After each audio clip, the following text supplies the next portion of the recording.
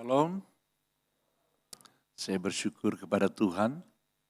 Tahun 71 sampai 73 saya ada di Tasikmalaya. Selalu ada kenangan buat gereja ini. Saya tukang pel gereja, tukang sapu gereja. Itu awal pelayanan saya. Ya, ketika mengalami kelahiran baru di usia 15 tahunan kurang lebih, hati saya menyala-nyala. Kasih mula-mula luar biasa. Kalau berdoa terus dengan hati yang hancur di hadapan Tuhan. Saya bilang sama orang tua saya kepingin jadi pendeta. Bayangan saya pendeta adalah orang yang ya berdiri di sini ya. Hamba Tuhan, saya bilang saya ingin jadi hamba Tuhan. Nah, sering kasih. Kemudian waktu itu ibu saya berkata, kamu mau makan apa? Sebab itu tahun 68-an ya kurang lebih. Ya, kehidupan pendeta susah sekali. Tapi saya tetap mau jadi pendeta. Gambaran saya pendeta atau hamba Tuhan adalah orang yang berdiri di belakang mimbar saja. Ya, lalu kemudian mama saya laporan kepada pendeta Yulis Ishak, saya dipanggil ke Tasik. Saya diberikan nasihat, ya sekolah Alkitab atau sekolah teologi tidak selalu menghasilkan seorang hamba Tuhan. Tapi hamba Tuhan membutuhkan sekolah Alkitab atau sekolah teologi. Saya merenung-renung. Kayaknya iya juga ya. Tapi belum terlalu jelas. Ya. Lalu kemudian besoknya dia tanya saya, apakah kamu mau jadi hamba Tuhan? Saya bilang iya. Dia masuk sering kasih ke dalam. Dia bawa ember dengan sapu. Dia bilang, jadilah hamba Tuhan. Kasihkan ember dan sapu kepada saya. Wah, saya tidak bisa terima itu hamba Tuhan. Ini mah tukang pel. Tukang sapu gereja, bukan hamba Tuhan. Ya, tapi puji Tuhan sering kekasih. Disitulah Tuhan mengajarkan sebuah konsep tentang hamba Tuhan. Pendeta adalah sebuah jabatan. Tapi hamba Tuhan adalah sikap hati. Pendeta yang tidak punya sikap hati tunduk dan taat kepada Tuhan, tidak bisa disebut hamba Tuhan. Dan karena hamba Tuhan adalah sikap hati, saya ajarkan kepada jemaat begini, ya, walaupun kalian bukan pendeta, tapi kalian semua adalah hamba Tuhan. Jika kalian tunduk dan taat kepada firman Tuhan, ya, membaca Alkitab dan mentaati firman Tuhan, maka engkau adalah hamba Tuhan. Saudara setuju? Kayaknya belum paham semua ini. Ya, sekali lagi saya ulangi. Hamba Tuhan, pendeta adalah sebuah jabatan. Hamba Tuhan adalah sikap hati. Semua jemaat kalau memilih untuk taat kepada Tuhan, maka ia adalah hamba Tuhan. Amin. Jelas ya? Katakan kanan kirinya, aku hamba Tuhan karena aku memilih untuk taat. Ayo bilang, aku pilih taat sama Tuhan, aku hamba Tuhan. Haleluya. Memang awalnya tidak mudah, tetapi kita belajar menyangkal diri, menyangkal keegoan kita, kedagingan kita, memikul salib, melakukan kehendak Tuhan, dan mengikut Yesus, berjalan sebagaimana Yesus berjalan. Hidup sebagaimana Yesus hidup. Itu sebuah proses, saudara kasih. Tapi bukan tidak mungkin. Itu bisa kita lakukan. Nah, saudaraku, beribadah yang benar. Ketika kita mendengar kata ibadah, apa yang ada dalam kepala kita, saudara kasih? Saya mau beribadah. Apa tuh? Halo? Please. Dijawab. Saya ingin beribadah. Artinya apa? Mau ke gereja. Benar? Saya mau beribadah. Mau konsel. Tidak salah saudara yang kekasih ke gereja beribadah. Ya, tidak salah ke konsel itu beribadah. Tetapi itu sebagian kecil dari ibadah yang Tuhan maksudkan. Ya. Mari kita belajar dari Yosua, saudara yang kasih. Ya, hamba Allah yang setia ini. Ya, Yosua taat penuh kepada Tuhan. Ya, dia memiliki konsep ibadah yang benar. Sebab itu dia memiliki ketaatan yang penuh kepada Tuhan. Selama kita tidak memiliki konsep ibadah yang benar, kita tidak bisa taat sungguh-sungguh kepada Tuhan. Yosua taat penuh kepada Musa, pemimpinnya. Iya, walaupun Musa manusia yang bisa keliru, tetapi sering kekasih, Yosua taat penuh kepada pemimpinnya. Ya, Yosua berkomitmen menularkan ketaatannya kepada keluarganya. Jadi bukan hanya dia taat, tapi berkomitmen menularkan ketaatannya pada keluarga.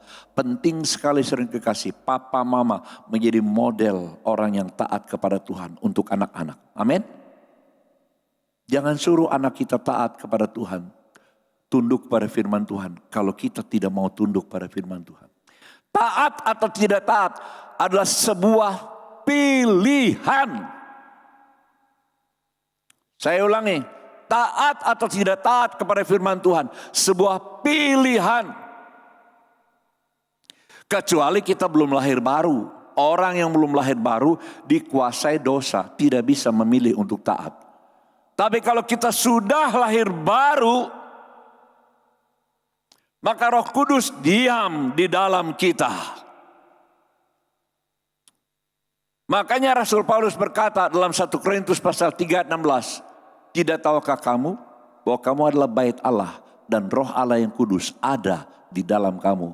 Hei, orang Korintus, orang Tasikmalaya, sadar enggak? Tubuh kita rumah Allah. Roh Allah diam di dalam kita.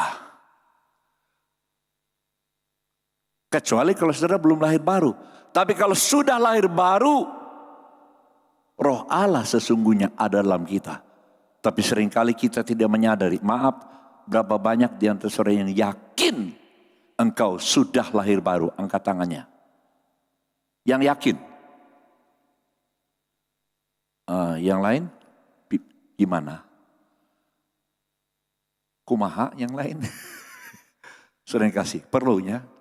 Mungkin tadi yang tidak mengangkat tangan mungkin perlu ketemu dengan hamba-hamba Tuhan ini.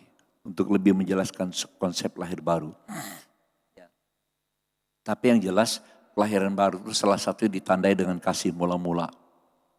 Saudara, kalau saya boleh berdiri seperti ini adalah kasih karunia. Dulu saya bukan Kristen. Saya pernah ceritakan. Orang tua saya perdukunannya kuat sekali di Kalimantan. Saya minum air dukun, emosi saya buruk, jiwa saya rusak, roh saya rusak.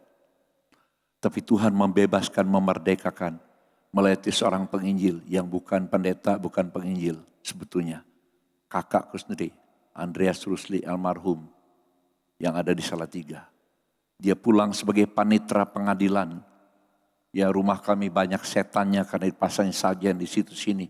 Lihat itu, lihat ini. Tapi kemudian dia buang semua sajian. Jimat-jimat dia buang, dukun dia usir. Dan setiap kamar dikatakan dalam nama Tuhan Yesus, enyah kau iblis, dalam nama Tuhan Yesus.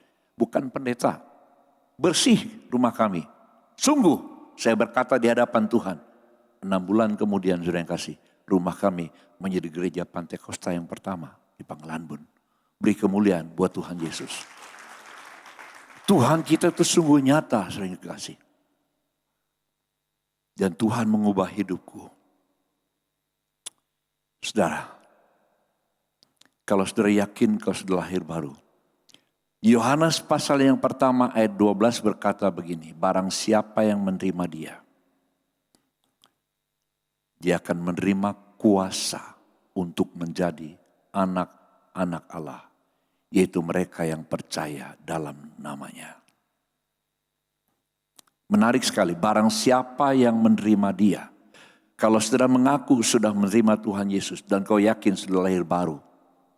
Kepadamu telah diberikan kuasa untuk menjadi anak Allah. Kata kuasa itu dari kata Yunani exousia. Exousia artinya kemampuan ilahi untuk menjadi seorang anak Allah. Wow. Maksudnya apa? Kita sudah diberikan kuasa untuk menjadi seorang anak Allah. Kita diberikan kemampuan ilahi, kemampuan sorgawi, kemampuan yang berasal dari Roh Kudus untuk membuat kita terus bertumbuh menjadi seorang anak Allah. Pasti ada pertumbuhan. Tidak semua harus jadi pendeta.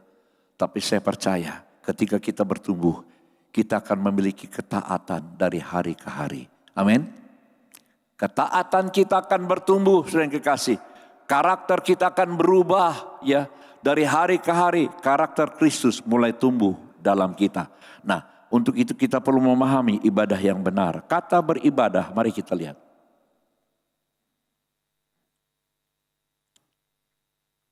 Kata beribadah ini berasal dari kata Ibrani. Alkitab Perjanjian Lama ditulis dalam bahasa Ibrani.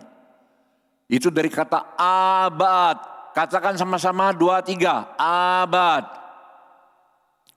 Tolong katakan sama-sama abad. Nah, abad ini mempunyai arti melakukan kehendak Allah. Jadi beribadah bukan hanya datang ke gereja, bukan hanya dalam komsel, persekutuan doa, tapi beribadah yang benar menurut Alkitab adalah melakukan kehendak Allah. Kalau demikian, maka beribadah yang benar itu bukan hanya di gereja, bukan hanya di komsel persekutuan doa, tetapi sering kekasih, dimanapun kita berada, di toko kita bisa beribadah, ketika kita melakukan bisnis kita dengan jujur, dengan benar. Sering kekasih, di kantor kita bisa beribadah ketika kita melakukannya dengan segenap hati kita, dengan sungguh-sungguh, karena kita takut akan Tuhan. Di mana saja, di jalan raya, ketika kita menyetir dengan cara yang benar, tidak menabrak lampu merah, ikuti aturan, tunduk dan taat, kita sedang melakukan kehendak Allah, kita sedang beribadah. Saudaraku, tahun lalu usia saya 70 tahun, 14 Mei, berbarengan dengan kelahiran Israel. Saya serahkan pengembalaan kepada anakku Daniel yang pulang dari Hong Kong 7,5 tahun setelah mengembalakan di sana. Puji Tuhan, banyak perubahan dan kemajuan. Saudaraku, jadi disebut pensiun, gak pas ya? Emeritus, ya. Jadi yang mendekel, menghandle semua dia dengan timnya. Saya sebagai gembala penasihat. Tapi setiap hari saya ngantor, saudara yang kasih. Kenapa? Saya pergi ke kantor. Alasannya sederhana. Saya harus ketemu dengan banyak orang.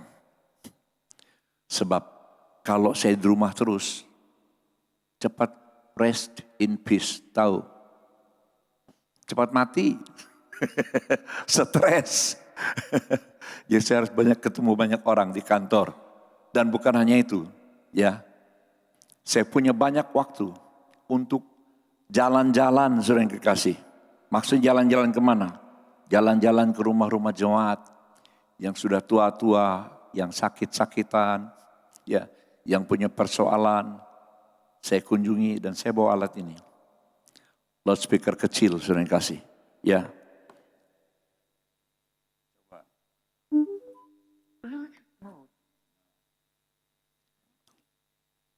Saudaraku, alat ini sangat menolong saya. Semoga menginspirasi bagi saudara yang suka melayani ke rumah-rumah, termasuk rumah sakit. Tidak harus jadi pendeta ya. Alat ini sangat-sangat menolong.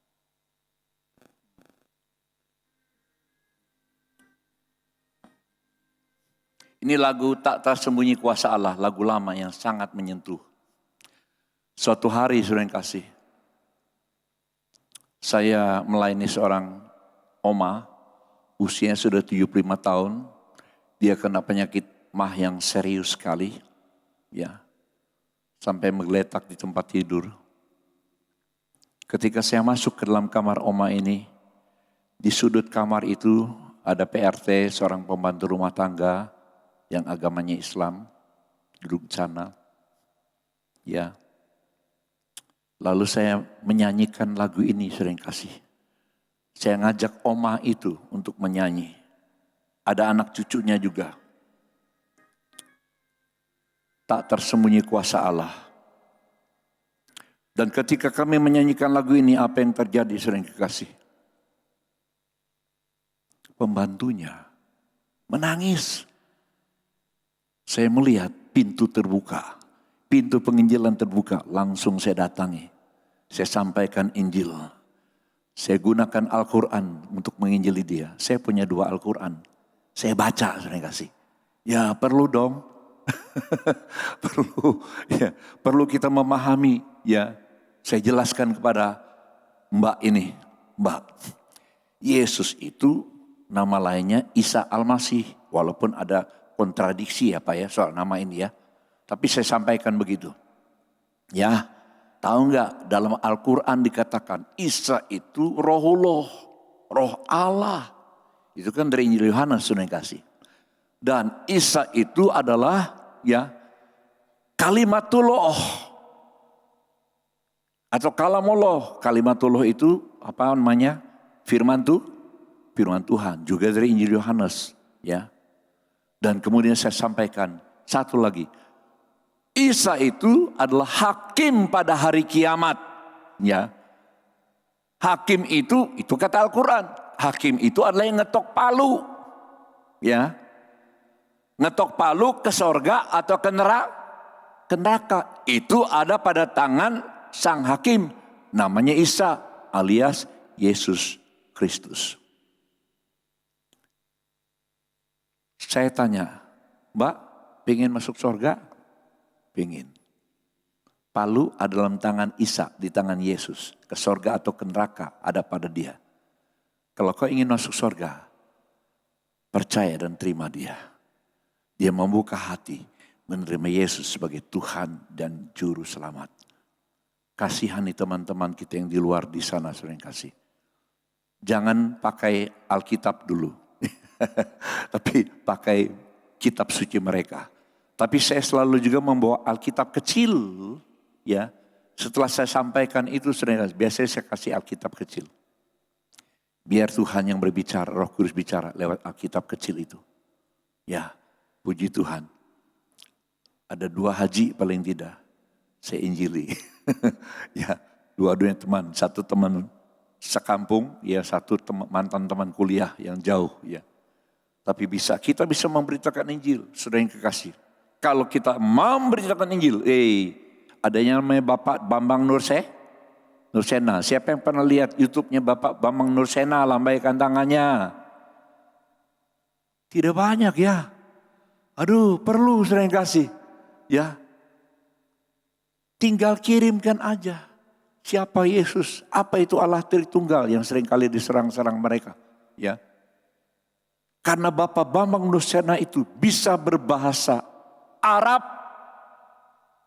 Ngomong Arab lu, ngobrol Arab lu. Kalau mereka kan cuma bisa baca Al-Quran, orang ngerti bahasanya opo. Tapi Pak Bambang Nursena bukan hanya bisa membaca, bisa mengerti dan bisa berbicara bahasa Arab. Bahasa Ibrani pun bisa. Bahasa Inggris. Bahasa Prancis, kalau nggak salah bahasa Jerman. Ya. Dia seorang yang luar biasa yang Tuhan pakai. Saudara, gampang hari-hari ini untuk menginjili teman-teman. Kirimkan aja video-video yang bisa memberkati. Amin. Engkau sedang menyelamatkan satu jiwa. Jangan lupa Alkitab berkata, ya Tuhan Yesus berkata, aku adalah jalan dan kebenaran dan hidup. Tidak seorang pun yang sampai kepada Bapa atau ke sorga jika tidak melewati aku. Dengarkan baik-baik saudara kasih. Kalau kau yakin ayat ini ya dan amin. Tapi kau tidak pernah memberitakan Injil. Kau kejam.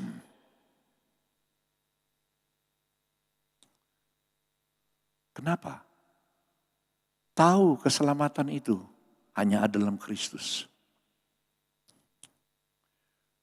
Tapi tidak memberitakan. Tidak perlu harus menjadi pendeta. Kita semua adalah hamba Tuhan. Mau melakukan kehendak Tuhan. Haleluya. Nah, saudaraku. Mari kita melihat, melakukan kehendak Tuhan adalah sebuah kehormatan. Mari kita baca sama-sama, lihat. Melakukan kehendak Tuhan adalah sebuah kehormatan. Nah di Jogja itu, ya Raja Jogja itu dilayani oleh sekelompok pria yang disebut abdi dalam. Ya tahu ya, abdi dalam itu khusus melayani raja. Kalau mereka menghadapi raja, datang kepada raja, itu tidak berjalan kayak kita. Tapi bersila, ngesot. Ngesot di lantai. Dan kalau mereka mau pergi juga ngesot. Tapi tidak membelakangi. Mundur begini. Gaji mereka kecil sekali. Memang kebutuhan hidup sehari-hari dipenuhi. Tapi kenapa mereka melakukan? Ada sebuah kebanggaan menjadi abdi dalam Raja Hamengkubuwono yang keberapa nih? 11 ya? Kalau nggak salah, ke-11 ya. Mereka bangga menjadi abdi dalam. Hei saudaraku, ada yang jauh lebih tinggi dari Hamengkubuwono. Hamengkubuwono satu persatu mati, meninggal dunia. Tapi dia yang telah naik ke surga takkan pernah mati. Karena dia bersama-sama dengan Allah dan dia adalah Allah. Yesus Kristus. Ayo mari kita menjadi abdi dalam Yesus Kristus. Memiliki kebanggaan untuk mentaati Kristus. Mentaati Tuhan itu pintar apa bodoh? Saya mau tanya, mentaati Tuhan itu pintar atau bodoh? Kenapa pintar? Sebab Tuhan sungguh sangat mengasihi kita. Walaupun kita berdosa besar, dalam kondisi berdosa besar, dia datang ke dunia menjadi seorang manusia. Dan rela mati tersalib untuk kita. Waktu Yesus disalib, sebelum disalib, dia menyerahkan diri, bukan ditangkap. Walau ada cerita dia ditangkap, tapi sesungguhnya dia menyerahkan diri. Yesus tidak bisa ditangkap. Memang dia manusia, tetapi dia sekaligus Allah. Amin. Yang menjelma menjadi manusia. Ketika tentara Romawi mencoba menangkap dia, tentara Bait Allah mencoba menangkap dia.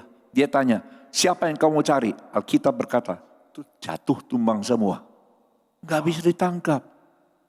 Tapi karena saya dan saudara dan saya yang berdosa, dia menyerahkan dirinya. Malam sebelum disalibkan, dia bergumul sering kasih. 3 kali dia berkata, jika boleh cawan ini berlalu daripadaku. Kenapa? Dia sudah melihat jelas penderitaan yang akan dialaminya. Kemanusiaannya mengalami ketakutan. Sampai berkeringat, doanya berkeringat. Bahkan sampai bertetesan seperti darah. Peneliti berkata, bukan seperti darah. Tapi memang betul-betul keringat bercampur dengan darah. Karena tekanannya begitu luar biasa, pembuluh darahnya pecah. Sehingga belelehanlah keringat yang bercampur darah. Dan ketika Yesus disalib, sering kekasih, tahu nggak? Yesus disalib pertama dengan isu agama.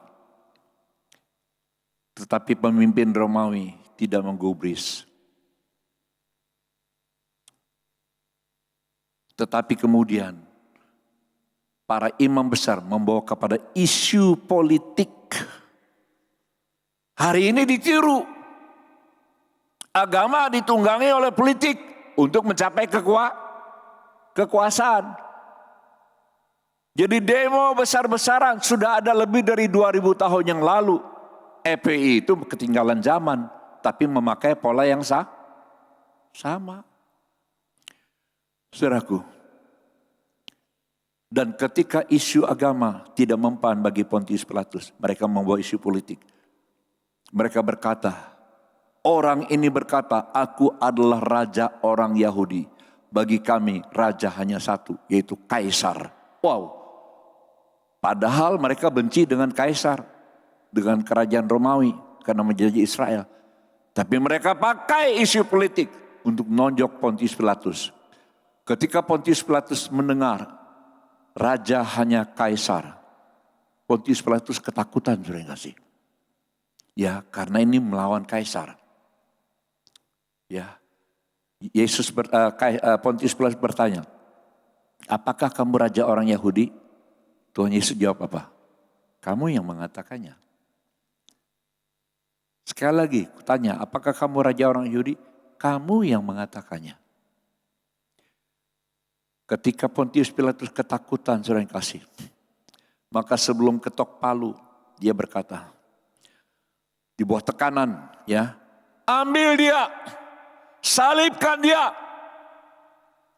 Mengapa? Sebab aku tidak menemukan kesalahan apapun juga padanya. Dulu saya sering kontak dengan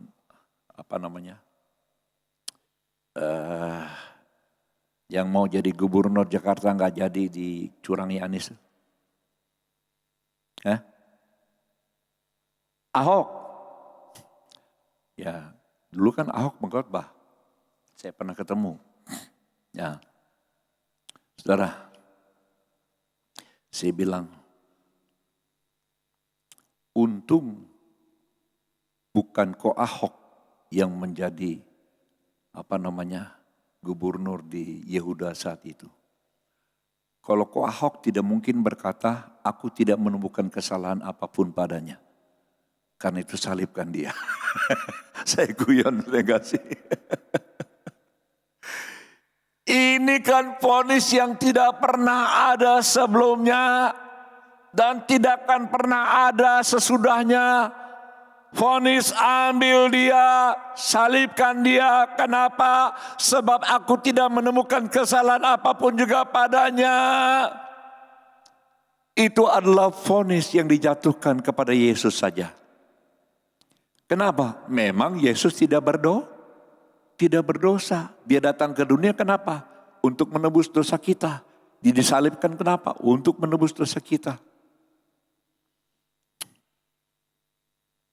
Saya kalau ingat vonis ini, saudara yang kasih, kadang-kadang saya menangis. Ambil dia, salibkan dia. Kenapa? Alasan penyaliban itu adalah karena aku tidak menemukan kesalahan apapun juga padanya. Memang Yesus tidak bersalah. Dia mati untuk John Rusli. Dia mati untuk Marga. Dia mati untuk Wahyudi. Dia mati untuk kita semua. Karena itu mari kita meresponi pengorbanan Kristus, kasih karunia ini. Dengan sungguh-sungguh kita belajar taat kepada Dia. Saya percaya sering kasih, jika kita memang lahir baru, kepadamu telah diberikan kuasa exousia, kemampuan ilahi untuk menjadi seorang anak Allah, untuk taat sehingga kau sungguh-sungguh menjadi anak Allah yang bertumbuh dalam iman, mengarah kepada karakter Kristus.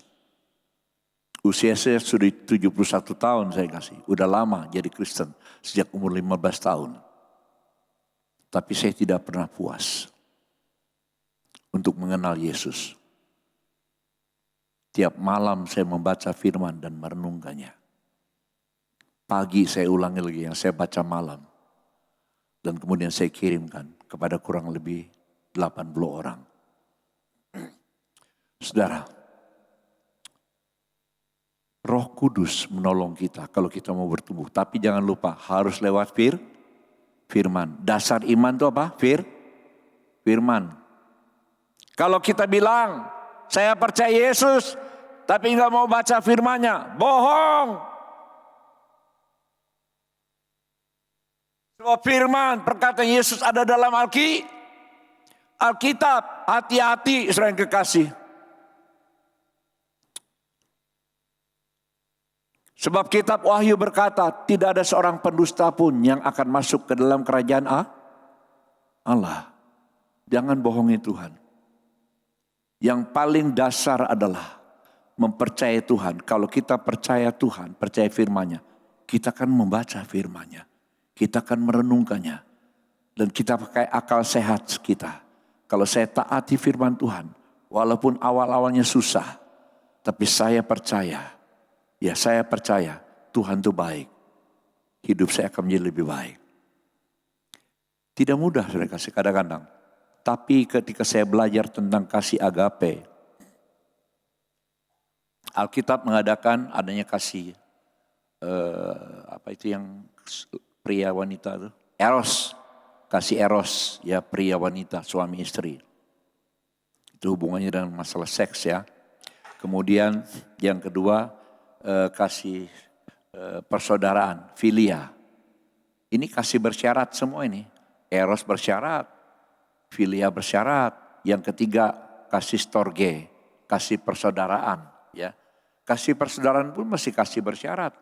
Ya, ada banyak persaudaraan pecah gara-gara rebutan harta warisan. Ya, bersyarat itu. Ya, kalau kamu baik dan saya baik dan kamu. Kalau kamu nggak baik dan saya nggak mau baik dan kamu, nggak mau dekat-dekat kamu. Itu kasih yang bersyarat. Ya, kasih filia. Tapi kasih yang sempurna itu kasih agape.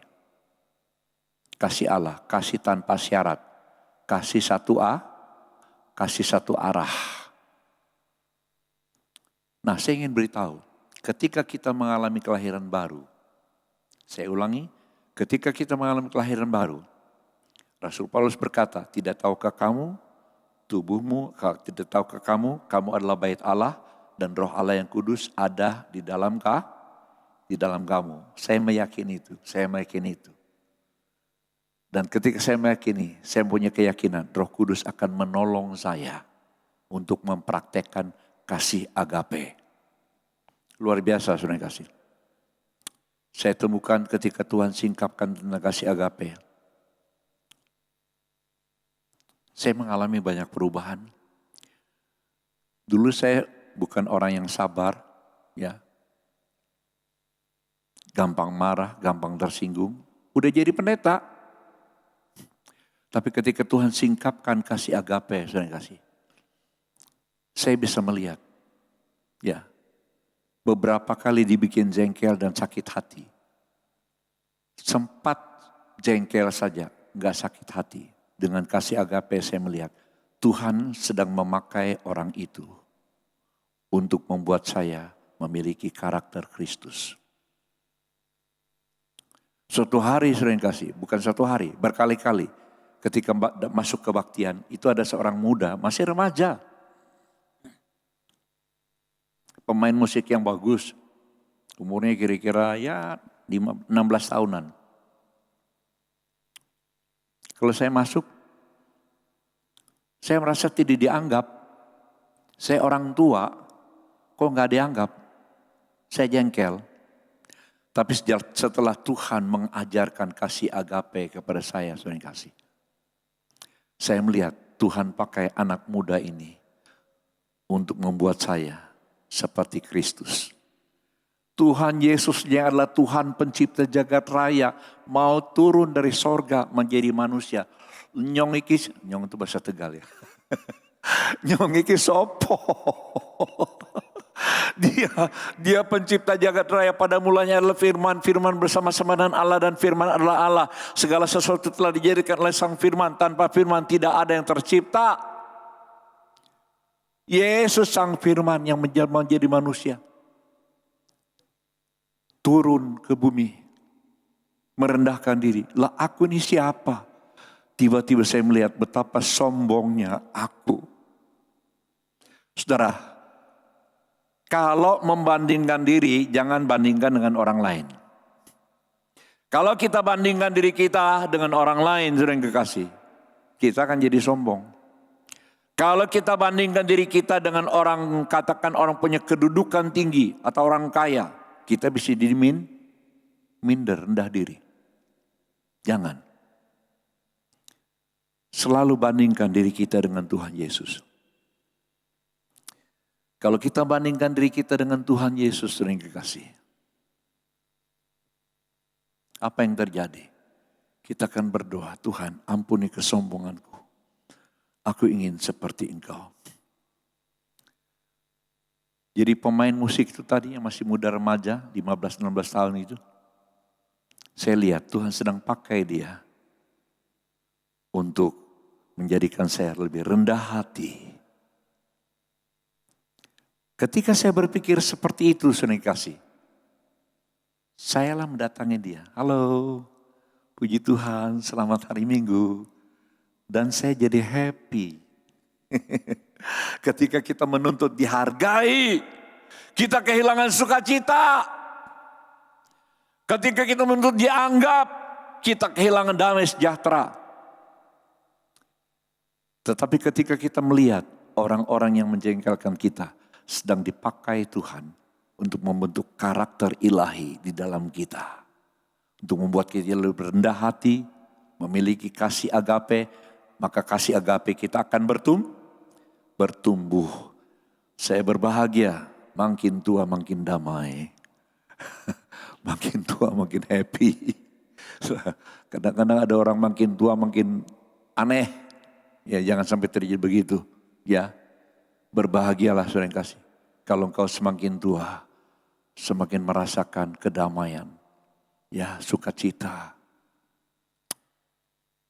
Nah, kasih agape banyak hubungannya dengan mengucap syukur. Ucapkanlah syukur dalam segala keadaan, sebab itu adalah kehendak Allah dalam Kristus bagi kamu. Terus kenapa? Jawabannya, kenapa Tuhan menghendaki itu? Jawabannya Roma 8:28. Tuhan turut bekerja dalam segala perkara bagi orang yang mengasihi Dia. Kata mengasihi, agapao, kata kerja, itu dikata agape, kata bendanya. Ya, mengasihi dengan kasih Allah. Tuhan turut bekerja dalam segala perkara. Jika kita mengasihi Allah, kita bisa mengasihi Allah karena kasihnya sudah ada dalam kita. Mungkin saya pernah ceritakan pada saudara, ya, bagaimana melatih mengucap syukur. Awal-awalnya tidak mudah, mengucap syukur senantiasa, tapi lama-lama jadi biasa. Ya, ketika jalan raya penuh sesak, saudara kasih.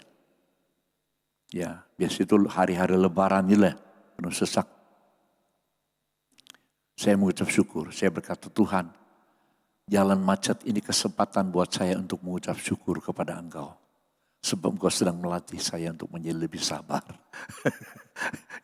Kita perlu punya cara pandang kita tuh perlu diselaraskan dengan Tuhan. Terima kasih Tuhan untuk kemacetan ini.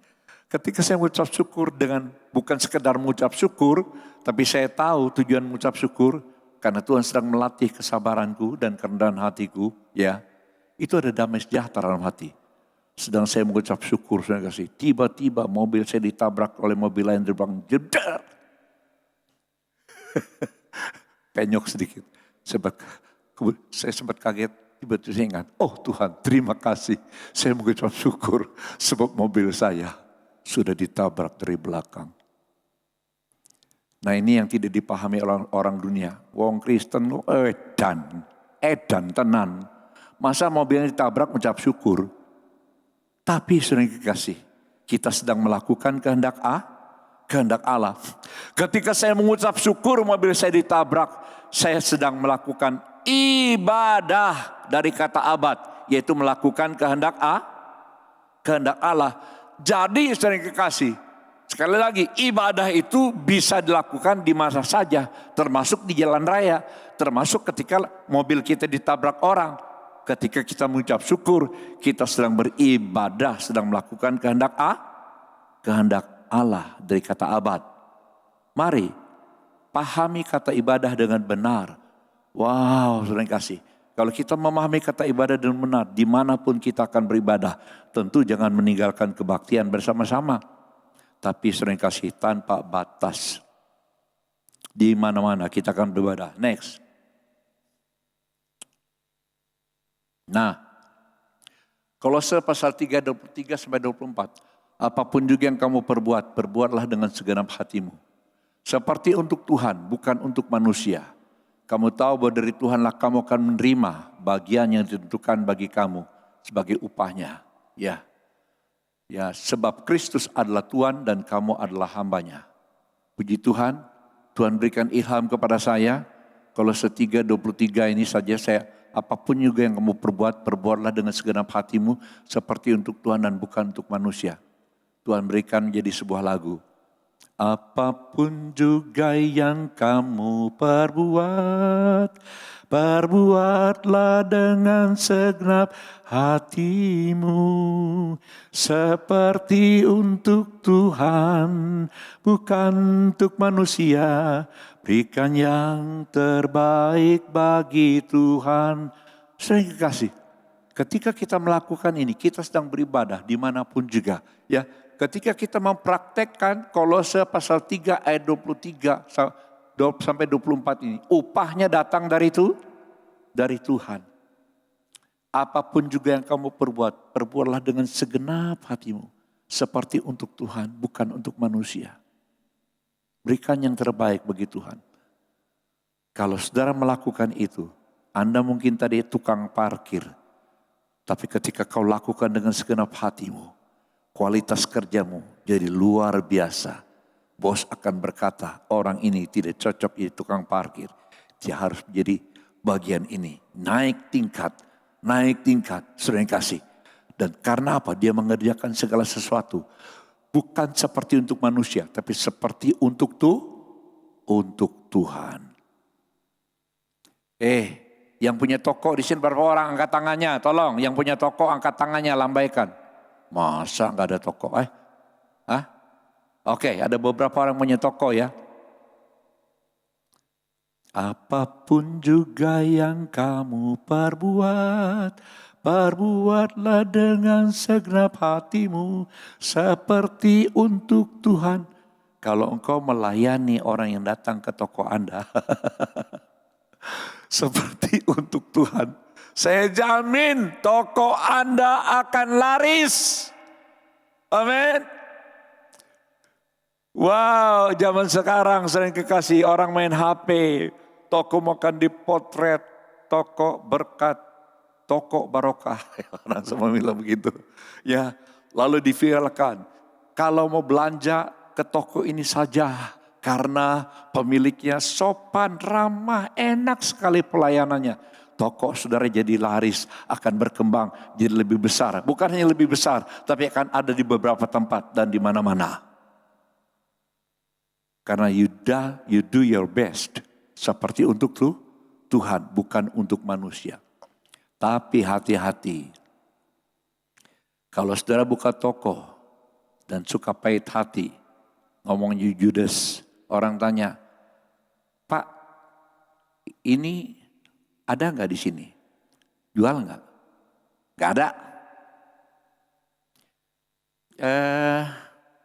Maaf Pak, saya tanya lagi, kalau yang benda ini katakan termos ini ada nggak? Nggak ada. Anda akan viral. Toko akan dipotret dan diviralkan. Jangan belanja di sini, yang punya toko Judas. Hati-hati sering kasih. Ya. Nah, mari kita lanjutkan ya. Kita lanjutkan.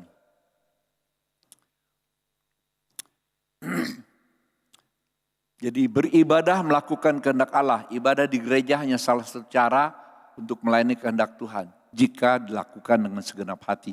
Jadi kalau kita menyanyi dengan segenap hati, kalau menyanyi sambil pikiran jalan-jalan, sambil main HP, itu mah bukan ibadah, saudara yang kasih. Karena ibadah melakukan kehendak Allah. Mohon maaf ya, kalau tadi ada main HP, saya tidak nyindir, tapi nembak. Sudah tiba sekarang bahwa penyembah-penyembah benar akan menyembah Bapa dalam roh dan kebenaran. Sebab Bapa menghendaki penyembah-penyembah demikian. Haleluya. Nah, sering kasih kita melihat selanjutnya. Beribadah dan benar adalah melakukan kehendak Allah. Next. Ya. Bekerja dengan sungguh-sungguh. Itu melakukan kehendak Allah. Tadi saya sudah katakan. Ketika kita mengerjakan sesuatu dengan segenap hati. Kita sedang melakukan kehendak Allah. Tapi ketika kita sedang bekerja entahkah untuk diri sendiri atau untuk bekerja di toko, di perusahaan, di kantor, tidak dengan segenap hati, kita tidak sedang melakukan kehendak Tuhan. Kita tidak sedang beribadah. Saya beritahu dengan ada seorang mantan jemaat yang ada di Sumatera tanya dengan saya, Om John bagaimana keadaannya? Sehat? Oh, saya bilang, saya sering kali keluar masuk rumah sakit sekarang. Waduh, Om John, Tuhan tolong Om John. Saya bilang, saya keluar masuk rumah sakit karena saya melayani orang-orang sakit. saya kemana-mana selalu pergi bawa ini sering kasih. Dari pengalaman ketika melayani pembantu rumah tangga si Oma sampai bisa terima Kristus, saya selalu bawa ini. Ke rumah sakit saya pun bawa ini. Tapi tentu bijak ya. Kalau sekamar ada beberapa orang, jangan pakai ini. Ya. Tapi kalau sekamar hanya satu orang, layani. Ya. Kalau sekamar hanya 2 orang, mungkin satu bukan orang Kristen. Terakhir ada seorang Islam. Di sebelahnya jemaat. Kemudian saya lihat anak muda orang Islam. Perhatikan baik-baik. Orang sakit kalau ditawari, didoakan, kira-kira nolak apa enggak? Enggak. Kalau orang yang susah terima Yesus, sering dikasih. Dia sakit, itu kesempatan yang terbaik. Jadi saya berkata kepada anak pemuda Islam itu, mau didoakan? Oh mau. Jadi tirainya saya buka. Kita nyanyi bareng-bareng pakai ini. Tak tersembunyi kuasa Allah, kalau lain ditolong. Saya bilang begini sama dia, Mas, manusia tidak membeda-bedakan. Manusia suka membeda-bedakan, tapi Tuhan tidak pernah membeda-bedakan. Tuhan mencintai orang Kristen, orang Islam, orang Hindu, orang Buddha. Dia kasihi, dia mau tolong. Ya, sebab dia Tuhan Allah yang maha kasih. Beda ya dengan Allah mereka. Kalau Allah mereka bilang apa? Allah maha kasih dan maha penyayang. Tapi di luar agama mereka kafir semua, masuk neraka semua. Nah beda kan? Surga kita juga beda dengan surga mereka. Baca Alkitab. Di Alkitab kita katakan surga kita tidak ada kawin dan mengawinkan. Semua hidup seperti malaikat. Itu surga yang dikatakan dalam Alkitab. Tapi surga mereka, setiap orang yang mati tetap setia dalam agama mereka akan disediakan 72 bidadari yang selalu gadis. Maaf ya, saya tidak berbicara porno, tapi ini fakta saya kasih. Ya, itu kenyataan. Seorang teman saya, mantan teman kuliah yang hajah. Saya injili dia. Saya kutip ayat dari kitab sucinya tentang orang yang tetap mati di dalam iman. Satu-satunya agama yang sempurna dan diridhoi Allah adalah agama mereka. Saya tanya, gimana nih kira-kira kalau kamu ketemu suamimu dilayani 72 bidadari, kamunya gimana? Sorry, saya bukan menghujat dia, tapi saya ingin menginjili dia. Buka pikirannya. Ya, ini nggak direkam ya? Direkam tapi tidak disiarkan. Oh, it's okay, nggak apa-apa. Ya, supaya yang cerdas bertobat. Amin. Ya, hari-hari ini yang menggunakan akal sehat bertobat. Itu sebabnya banyak murtadin. Ya. Nah, saya berbicara dari fakta, sudah yang kasih. Boleh, nggak apa-apa. Haleluya. Semoga ada yang lihat. Saudara, kemudian berikutnya. Oke, sebentar, masih yang tadi. Bekerja dengan sungguh-sungguh itu melakukan kehendak Tuhan, sama dengan beribadah. Ketiga, jujur, rendah hati. Itu sesuai dengan kehendak Allah enggak? Ya, ketika kita jujur, rendah hati, sering kekasih, kita sedang melakukan kehendak Allah. Tapi kalau kita enggak jujur, kita tidak sedang melakukan kehendak Allah. Mengampuni, melakukan kehendak Allah enggak? Ya, ampunilah mereka. Sebab mereka tidak tahu apa yang mereka perbuat. Sekali lagi, bagaimana cara mengampuni orang yang menjengkelkan, menyakiti hati? Berpedoman dengan kasih agape. Lihatlah orang yang menyakiti saudara sedang dipakai Tuhan untuk membuat engkau lebih sabar, lebih rendah hati, lebih murni, lebih kudus. Sehingga kalau Tuhan datang untuk orang-orang percaya, orang yang mempunyai pandangan, aku sedang diproses oleh Tuhan untuk memiliki kekudusan seperti Dia. Engkau akan mengalami pengangkatan. Tapi kalau tidak, saya akan tertinggal. Dan kalau tertinggal, akan bersama-sama dengan antikris, mengalami aniaya. Roh Kudus sudah pergi, barangkali pasti tidak tahan. Dan kalau tidak tahan, menyangkal Yesus masuk neraka. Jangan berpikir orang Kristen masuk surga semua. Jangan berpikir pendeta karena pendeta masuk surga. Saudara yang kasih. Ya, jangan berpikir begitu. Tidak ada ayatnya dalam Alkitab. Jadilah orang Kristen, maka kamu akan masuk surga. Tapi percayalah kepada Yesus. Fokusnya Yesus. Kata percaya itu berasal dari kata pistiu. Katakan sama-sama, pistiu. Pistio atau pistiu, ya, tulisnya pistiu, bacanya pistiu. Itu artinya yang pertama adalah melekat kepada Tuhan. Hati melekat kepada Tuhan. Dengan pertolongan Roh Kudus, pikiran, perasaan hati kita bisa melekat kepada Tuhan. Kalau Roh Kudus ada dalam kita dan kita belajar taat, tunduk pada Roh Kudus. Apa yang terjadi, saudara kasih? Kita bisa mendengarkan suara Roh Kudus dalam batin kita. Kita bisa bercakap-cakap dengan Roh Kudus dalam batin kita. Beberapa kali saya akan melakukan sesuatu dan saya melakukan kesalahan. Ya, ketika saya melakukan kesalahan ada suara dalam hati. Jangan lakukan itu. Tuhan, terima kasih Engkau mengingatkanku. Ketika saya buru-buru ke gereja dari kantor, dari rumah saya ke gereja, sering kasih. Ada orang memotong di lampu merah, memotong, harusnya belok ke kiri. Dia belok kiri tapi dari kanan motong, gitu, hampir ketabrak. Saya bilang, dasar. Tapi Roh Kudus berkata, hei jangan begitu. Saya langsung nyanyi. Pancasila dasar negara, rakyat adil makmur merdeka, pribadi bangsaku. Jadi jengkelnya hanya sebentar. Kalau jengkel jangan lama-lama. Amin. Rugi.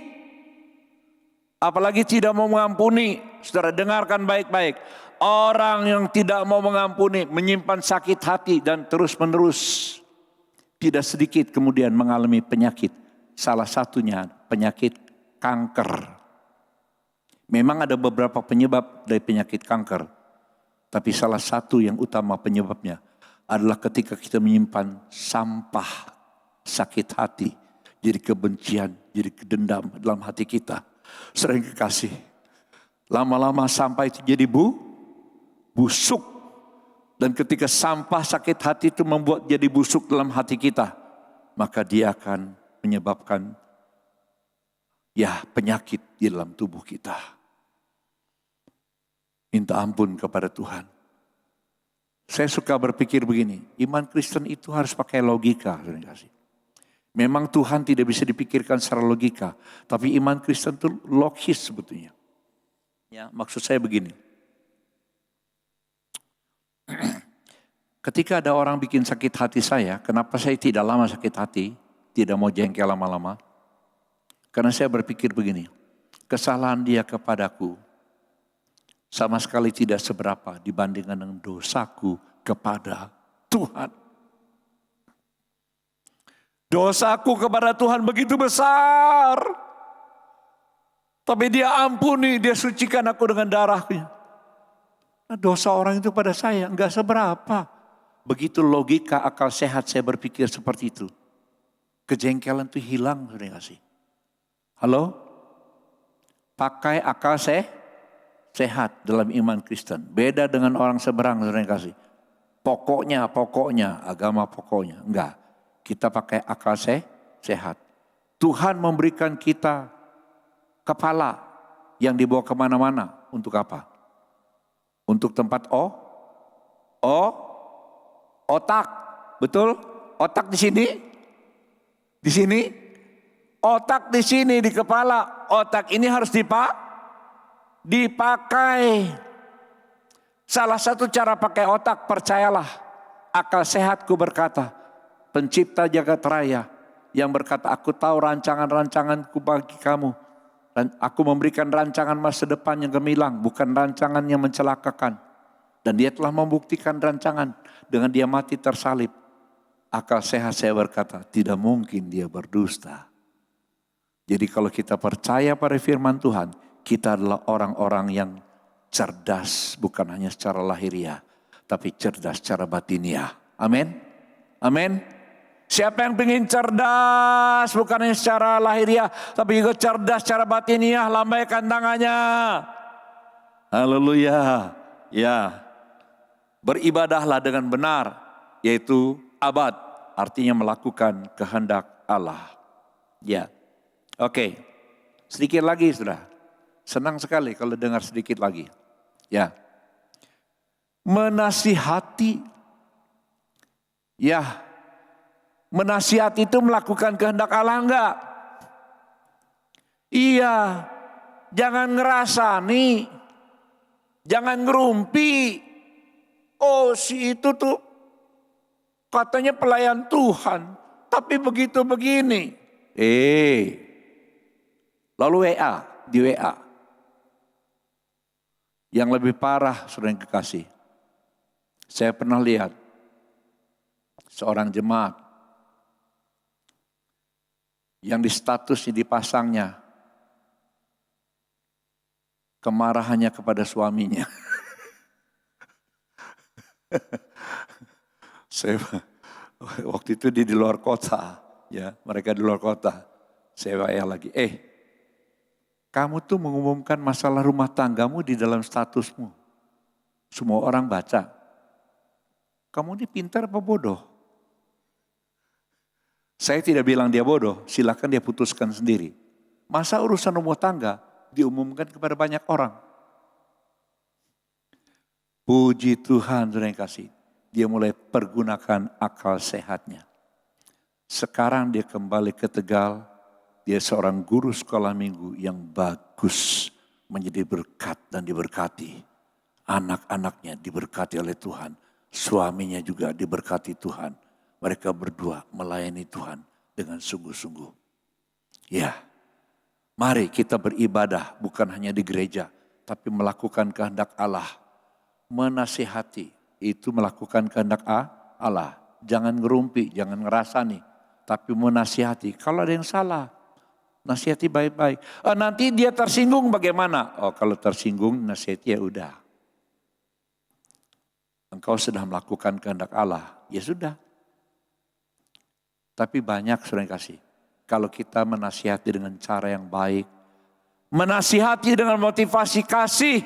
Menegur dengan motivasi kasih. Banyak orang yang sadar. Memang ada beberapa yang dablek, yang keras tengkuk. Ya sudah, gak apa-apa. Ya udah. Gus Dur bilang, gitu aja repot. Menegur ya. Yang bersalah dengan niat baik. Yang penting dengan niat baik. Ya, menasihati, mengingatkan, menegur lebih tinggi ya. Yang bersalah dengan niat yang baik. Yang penting niat kita baik. Itu sama dengan beribadah. Beribadah tadi apa? Melakukan kehendak Allah. Wow, jadi kita bisa beribadah di mana saja, kapan saja. Saudara yang kekasih. Nah kesimpulannya terakhir ya. Ini benar-benar terakhir saudara yang kekasih. Ibadah dari kata abad adalah melakukan kehendak Tuhan di mana saja dan kapanpun juga. Jadi nanti selesai kebaktian ini silakan pulang dan beribadahlah di jalan raya. Ya, jangan nabrak lampu merah, jangan nyerempet orang, ya, jangan ngebut, ya normal-normal saja itu kau sedang melakukan kehendak kehendak Allah. Sampai di rumah ya, jangan cekcok ya, itu tidak melakukan kehendak Allah ya. Kalau suamimu, pasanganmu atau istrimu, pasanganmu salah, ya pikirkan baik-baik bagaimana cara melakukan kehendak Allah kepada dia. Ajak sama-sama duduk baik-baik. Kalau perlu, ajak makan keluar. Apa kesukaannya? Wah, setelah diajak makan keluar apa kesukaannya? Baru diomongin baik-baik dengan cara baik. Kira-kira didengar enggak? Oh didengar, enggak sih? Ya, didengar. Kadang-kadang dalam pelayanannya mengadakan rapat, itu ada beberapa orang yang enggak suka hadir pertemuan. Saya bilang, ayo kita adakan pertemuan di rumah makan Dewi. Itu rumah makan paling enak di Tegal. Pasti hadir semua. Karena makan makanan enak. Jadi pakai akal sehat sedang kasih. Bukan mengerjain orang, tapi kita ingin melakukan hal yang baik. Amin. Haleluya. Mari sering kasih. Ya. Tuhan mengasihi kita. Ya. Tuhan luar biasa. Mari kita sama-sama bangkit berdiri.